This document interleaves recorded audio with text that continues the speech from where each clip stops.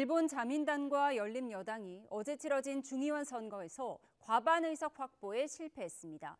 자민당 내에서 이시바 총리에 대한 책임론과 함께 퇴진 움직임도 본격화할 거란 전망이 나오는데 일본 정계가 후폭풍에 휩싸일 것으로 보입니다. 일본 현지 연결해 자세히 알아보겠습니다. 김세호 특파원. 네, 도쿄입니다. 네, 일본 중의원 총선 결과 집권 자민당의 참패인데요. 그 원인이 어떻게 진단되고 있습니까?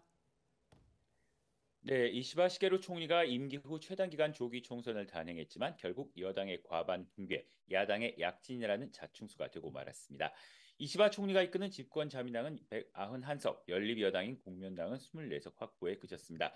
단독 과반에 실패한 것은 물론이고 공명당과 합쳐도 465석의 과반인 233석에 훨씬 못 미쳤습니다. 이시바 내각 현직 강요 2명을 비롯해 공명당 대표까지 낙선했는데 이는 여당의 패배를 상징적으로 보여주고 있습니다. 자민당이 과반을 놓친 것은 2009년 옛 민주당의 정권을 넘긴 뒤 15년 만에 처음입니다. 무엇보다 지난해 연말 터진 자민당 비자금 스캔들로 인한 불신이 가장 큰 원인으로 파악됩니다. 특히 비자금에 연루돼 공천 배제했던 의원 측에 당 차원의 지원금을 지급한 사실은 비난 여론을 더욱 확산시켰습니다. 이 밖에 고물가로 서민의 경제적 어려움이 가중되는 상황에서 금리 정책 입장 번복 등 오락가락한 행보도 신뢰를 주지 못한 것으로 보입니다. 반면 이번 선거전에서 자민당의 비자금 문제를 집중 공략한 제1야당인 입헌민주당은 기존 98석에서 무려 148석, 국민민주당도 7석에서 28석으로 의석수를 크게 늘리면서 약진했습니다. 야당 전체 의석수는 250석으로 자민 공명의 여당 의석 215석을 웃돌았습니다. 네, 이시바 정권의 명운이 걸린 선거였는데요. 이후 정치적 파장이 적지 않아 보입니다. 자세히 분석해 주시죠. 네, 이시바 총리가 이끄는 자민당이 과반 확보에 실패하면서 당내 책임론은 물론 반대파를 중심으로 한 퇴진 움직임까지 본격화할 가능성이 있습니다. 일단 이시바 총리는 이번 결과에 엄한 심판을 받았다면서도 물러날 뜻은 없음을 시사했습니다. 직접 들어보겠습니다.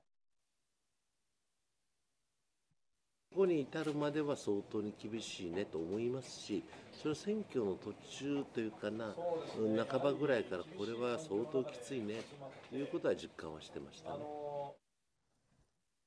반면 크게 약진한 제1야당인 입헌민주당은 이번 기세를 몰아 야당의 새 결집을 시도하며 정권 교체를 위한 작업에 나설 것으로 전망됩니다. 노다 요시히코 입헌민주당 대표 말 직접 들어보겠습니다. 政権交代こそ最大の政治改革と言っている以上、そのチャンスがあるならば、この選挙の結果を踏まえて、各党と誠意ある対話を始めて 이시바 총리에게 당장 발등에 불은 다음 달 소집되는 특별국회입니다. 특별국회에서는 기존 내각은 총사퇴하고 의원 투표를 통해 총리를 다시 뽑습니다. 각 당에서 나선 총리 후보 중 과반을 얻는 후보가 총리로 확정되는데 어느 후보도 과반을 얻지 못하면 상위 1, 2위가 결선 투표를 거쳐야 합니다. 자민당이 과반 확보를 하지 못한 만큼 이시바 총리와 노다 이펀 민주당 대표가 결선에 오를 가능성이 큰데 결선 투표에서 야당 의원들이 누구에게 압도적인 표를 몰아주느냐에 따라 총리의 운명이 결정됩니다. 이 때문에 자민당과 입헌민주당은 군소 야당들의 지지를 얻기 위해 치열한 물밑 작업을 이어갈 것으로 보입니다. 다만 야당 표를 모두 결집하면 총리 교체도 가능하지만 야당 간 노선이 다른 만큼 현실화하기는 쉽지 않다는 분석도 나옵니다.